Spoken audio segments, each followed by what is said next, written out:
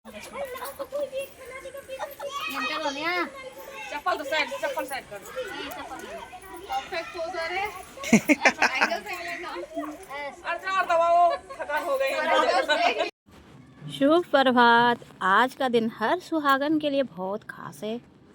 आज है करवा चौथ, वो दिन जब पत्नी अपने पति की लंबी उम्र और सुखी जीवन की कामना करती है। आज का हमारा ब्लॉग होगा पूरा करवा चौथ स्पेशल, जिसमें हम दिखाएंगे मेहंदी से लेकर चांद निकलने तक का सफ़र। करवा चौथ की शुरुआत होती है मेहंदी से। कहते हैं जितना गहरा मेहंदी का रंग चढ़े उतना ही गहरा होता है पति पत्नी का प्यार। देखिए यहाँ मेहंदी लग रही है। पूरे शौक से हर डिजाइन में छिपी हुई एक दुआ अपने जीवन साथी के लिए। और मैंने रात को मेहंदी नहीं लगाई थी। ये है मेरी मेहंदी लग रही है उसी करवा चौथ के दिन। तो फिर मुझे ना करवा चौथ की तैयारी भी करनी है, क्योंकि मैंने साड़ी और अपना पूरा सामान भी निकालना है मेकअप का। तो देखते हैं कब तक मेरी मेहंदी अपना रंग लाती है। और मुझे बहुत टेंशन हो रही थी कि यार मेहंदी कब तक मेरी रचेगी और फिर मेरी मेहंदी कब सूखेगी, क्या होगा। तो ठीक है, मैं दिखाती हूँ आगे मेहंदी कैसी रंग लाई है। पहना रही हूँ, इनके पति ड्यूटी चले गए हैं इसलिए ये कमी पूरी कर रही हूँ। ये गोल्ड कैसा लग रहा है? गोल्ड में दिखा रहे हैं गोल्ड। कमेंट करके बताइए। गोल्ड का पानी।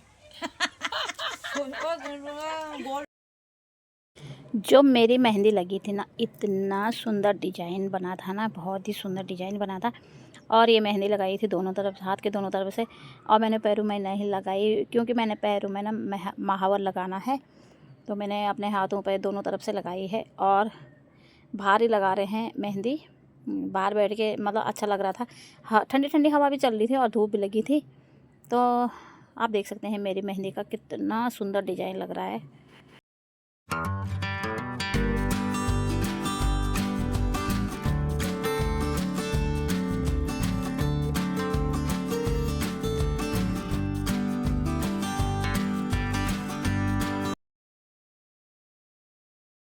ये है मेरी मेहंदी का फाइनल डिज़ाइन। कैसा लग रहा है आप लोगों को? मुझे तो बहुत प्यारा लगा। तो दिन भर होती है पूजा की तैयारी, साज सज्जा, और सबको इंतज़ार है चांद का दीदार का। ये दिन सिर्फ भूख रहने का नहीं, बल्कि अपने रिश्ते को मजबूत बनाने का, याद करने का और संजोने का दिन है। हम यहाँ पे तैयार हो गए थे और हमने यहाँ पे शाम की जो पूजा होती है उसकी तैयारी कर रहे थे हम। तो यहाँ पे हम सारे लोग, जो भी हम जिन्होंने व्रत रखा था हमने, तो यहाँ पे हमने शाम को पूजा की तैयारी कर रही थी। और यहाँ पे कथा सुनने की जो भी प्रक्रिया होती है वो हम कथा सुनेंगे। और उसके बाद हम सूर्य भगवान जी को शाम को जो 4 बजे का जल होता है वो जल चढ़ाएंगे। हाँ, आप तो पूरा बना रहे हैं। सही है। हमेशा के लिए उस पे अर्पण जैसे लगा रहता है ना। हाँ सब पे। चलो आप मुंह बंद। गणेश जी की कथा, अपनी उम्र गणेश जी की आरती वो बोलते ना पहले। पति की उम्र क्या गणेश जी की आरती वो भी बोलते हैं ना पहले? क्या बोलते हैं? क्या बोलते हैं? मुझे तो बोलते थे पिछले बार।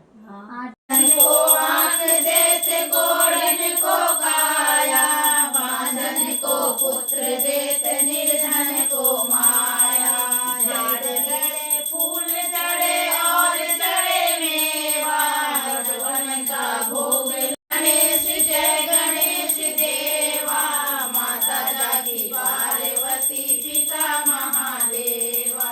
दीनन की लाज रखो शंभु सुतेवारी, कामना को पूरा करो जग बलिहारी।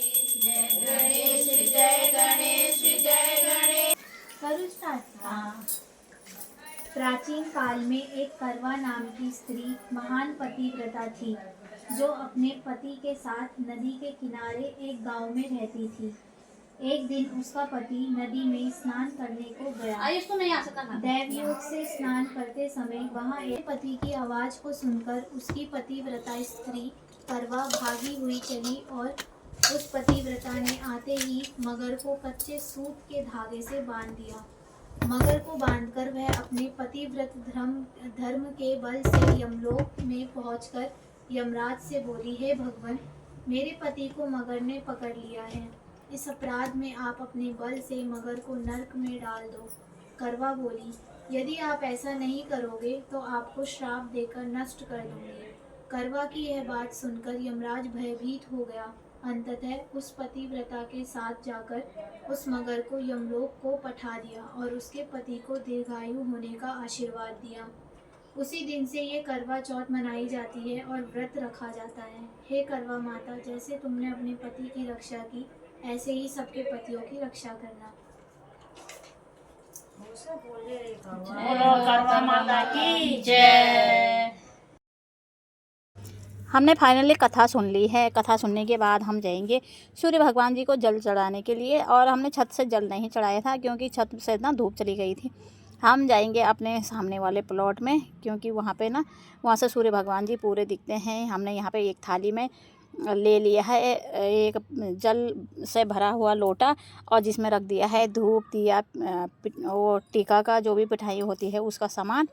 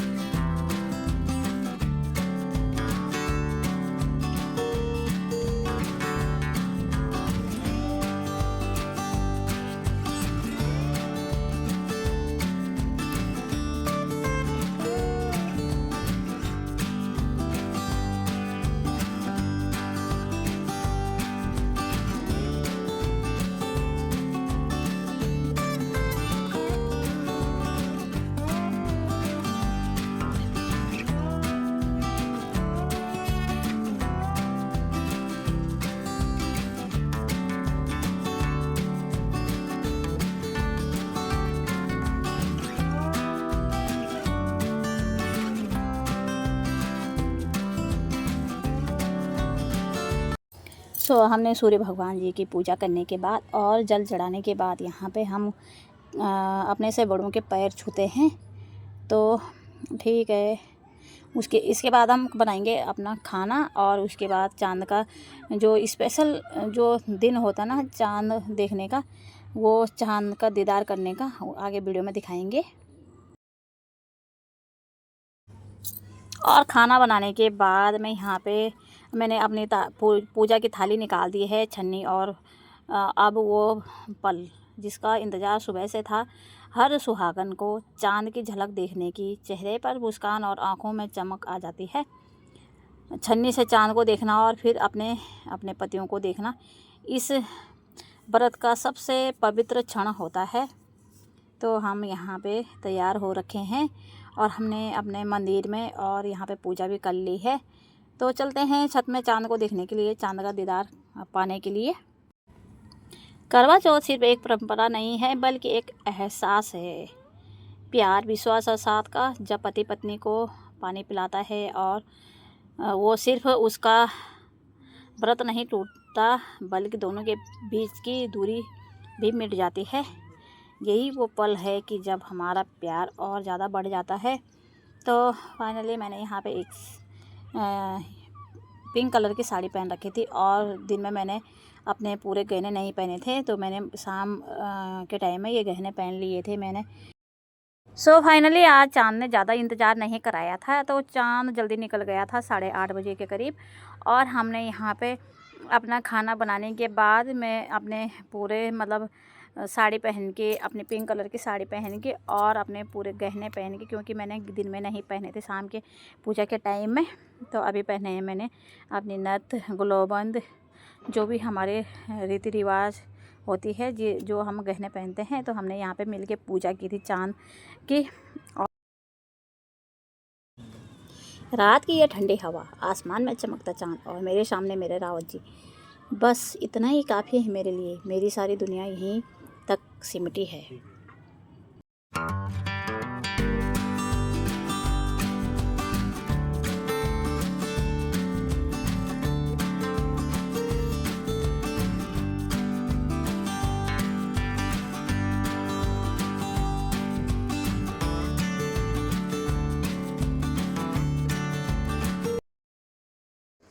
हर साल यही चाँद गवाह बनता है हमारे प्यार का, हमारे विश्वास का, मेरे व्रत का, मेरी दुआओं का। जब मैं छन्नी से देखती हूँ चाँद को और अपने पतिदेव को।